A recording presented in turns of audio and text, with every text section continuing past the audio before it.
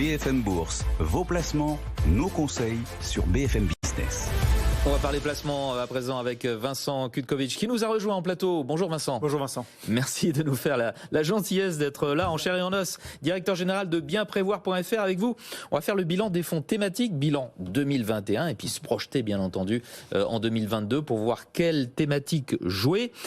Déjà, qu'est-ce qu'on entend par fonds thématiques ? En fait, les fonds thématiques, la plupart du temps, investissent sur les méga tendances. Alors les méga tendances, c'est quoi ? Méga tendances mondiales, c'est les grandes évolutions économiques liées à l'évolution de la société, à l'évolution de la démographie, à l'évolution ou aux révolutions technologiques qui sont en cours.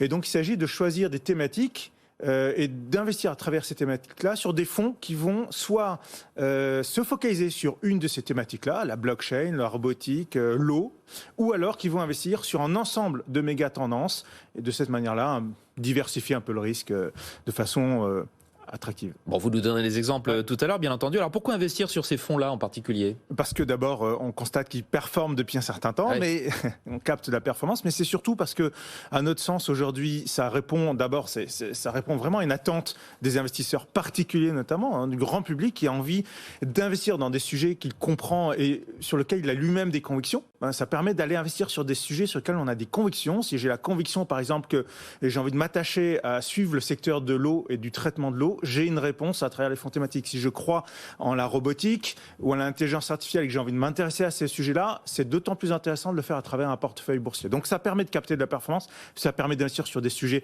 qui nous intéressent, ça permet d'accompagner des révolutions mondiales structurelles, des tendances de long terme. Donc je pense que ça fait trois bonnes raisons pour s'y intéresser. On investit sans biais géographique, je crois aussi. Et effectivement, alors c'est un sujet un peu plus délicat parce qu'on en se rend compte que notamment sur les fonds thématiques techno, il y a quand même énormément, enfin les États-Unis sont très représentés, mais aujourd'hui c'est quand même une manière pour aller sur des logiques d'investissement où le biais géographique est quand même moindre que sur la plupart des fonds actions classiques.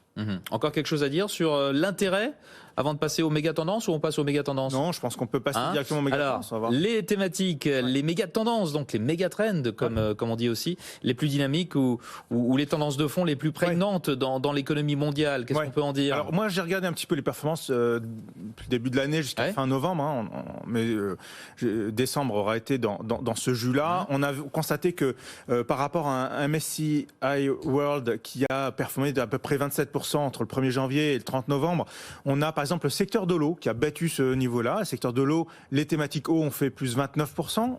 Ensuite, on a dans la même logique, le peloton de tête, c'est l'eau, la sécurité, la robotique, l'automatisation. Après, il y a beaucoup de nombreuses méga tendances qui sont observées, qui sont un peu en dessous du MSCI World, mais qui performent de façon tout à fait intéressante. Il y a notamment tout ce qui est lié à l'économie circulaire, la big data, les phénomènes d'urbanisation, les smart cities, etc. Enfin, j'en passe. Il y a à peu près une vingtaine de grandes thématiques comme ça qu'on pourrait observer.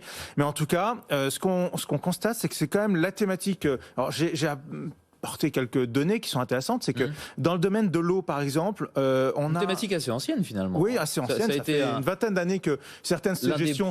L'une des premières thématiques, en fait. Complètement. Ouais. C'est une thématique qui est présente et certains faisaient de la gestion thématique avant même que ce soit théorisé, sans le savoir.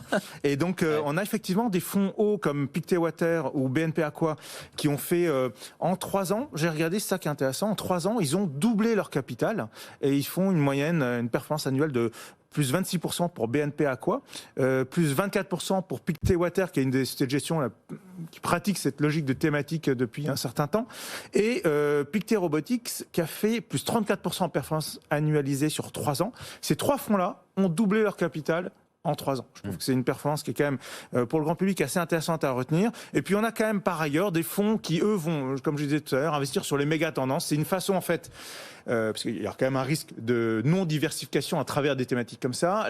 S'acheter un peu de sécurité, même en allant sur les thématiques, c'est possible, en allant sur les fonds méga tendances. Donc, j'ai en tête Pictet Méga Trends, qui joue ce qu'on appelle les global méga tendances. Il y a d'autres sociétés de gestion qui font un peu la même chose. Là, on est sur une performance annualisée sur 3 ans de 21%.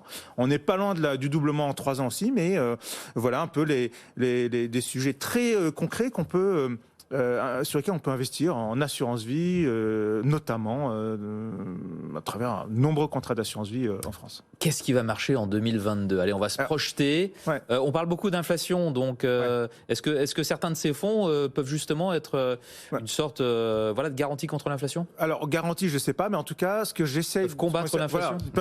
On peut avoir la bonne approche face à l'inflation. Si l'inflation, effectivement, se maintient en 2022 autour de 2,5%, 3% selon les zones, je pense qu'en fait, la logique, c'est d'aller rechercher dans ces thématiques celles qui auront ce qu'on appelle une capacité à imposer leur prix, un pricing power important. C'est-à-dire que ce sont des entreprises, des thématiques, des marques qui vont être en mesure, quel que soit le contexte d'inflation, d'imposer le prix à leurs clients. On peut comprendre assez aisément que lorsqu'on investit sur une grande tendance mondiale où en fait on accompagne une révolution technologique ou que par définition il y a un besoin important comme sur l'eau ou sur d'autres thématiques comme la robotique, qu'a priori on va être en mesure, ces entreprises-là vont être en mesure d'imposer leur prix et ne vont pas souffrir de l'inflation. Donc a priori ce sont des thématiques qui vont pouvoir gommer l'inflation. Donc on est toujours sur à peu près même thématique. À mon avis, celles qui étaient dans le peloton de tête en 2021 vont maintenir la corde, c'est l'eau, la robotique et l'intelligence artificielle essentiellement. Quand on dit l'eau, c'est le traitement de l'eau en grande partie, la propreté, tout ce qui est propreté. Tout à fait. Et ça, c'est vrai que le consommateur final,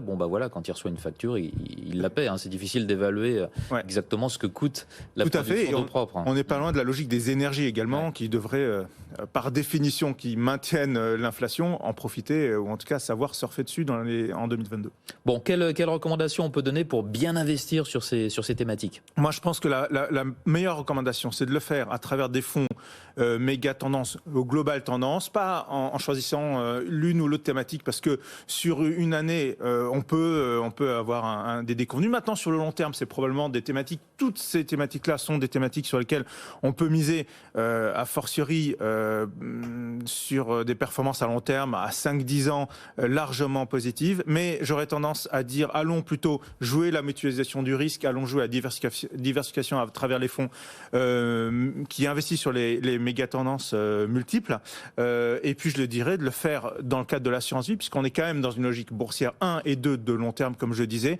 Donc, dans une logique de long terme, l'assurance vie se prête parfaitement à ce genre d'enveloppe. Donc, je dirais de le faire à travers l'assurance vie et sur le long terme. Et pour finir, des exemples de fonds à privilégier ? Moi, je reprendrai bien mes 3 ou 4 fonds qui ont bien performé sur ces 3 dernières années. Donc, Pictet, les performances futures ne préjugent pas de ce qu'ils... Les performances passées, plutôt, ne préjugent pas des futures. Faites bien de le rappeler. Mais il y a quand même des valeurs sûres. Ça peut être quand même un élément qu'il faut prendre en compte dans son analyse pour le futur. Surtout qu'on est comme je le disais, sur des tendances mondiales de long terme. Pictet Robotics... BNP Aqua, Pictet Water, 2 fonds qui sont sur l'eau, et le fonds Pictet Megatrends, qui est un fonds méga tendance, global méga tendance. Ces 4 fonds-là sont des fonds qui peuvent être, à mon sens, très présent dans cette approche thématique qui ne doit pas compter pour plus de quelques pourcentages de son exposition financière globale. Il y a la santé aussi, sur lesquelles... Oui, tout à fait, la santé. Qui fait partie justement de ces grandes tendances, avec ce qui se passe avec la pandémie, bien sûr. Complètement, mais ce n'est pas nécessairement sur la santé qu'on a vu les meilleures performances en 2021. Sur les fonds santé, je n'ai même pas, si vous voulez, la donnée ici. Ce n'est pas nécessairement les gros... Là où on trouve les meilleurs, ça peut être paradoxal, les meilleures performances en 2021. Mais par contre, si on veut jouer sur les vieillissements de la population, grande tendance également présente dans les silver economy. Voilà, silver economy, tout ce qui est lié aussi aux enjeux d'éducation. Souvent, on retrouve vieillissement de la population et éducation, santé, un peu tout ça dans un même univers. Là, on est quand même sur des performances moyennes qui étaient en 2021 autour de 14-15%, mais qui, sur le long terme, une fois de plus, devraient faire mieux que les indices référents. Merci beaucoup, Vincent Kutkovitch, d'avoir été avec nous aujourd'hui, directeur général de bienprévoir.fr, pour ce tour d'horizon des fonds thématiques, ceux qui ont le mieux performé en 2021 et qui sont bien positionnés pour être tout aussi gagnants en 2022. Bientôt 16h sur BFM Business, on fait une toute petite pause et on se retrouve pour la 2e heure de cette émission BFM Bourse. À tout de suite.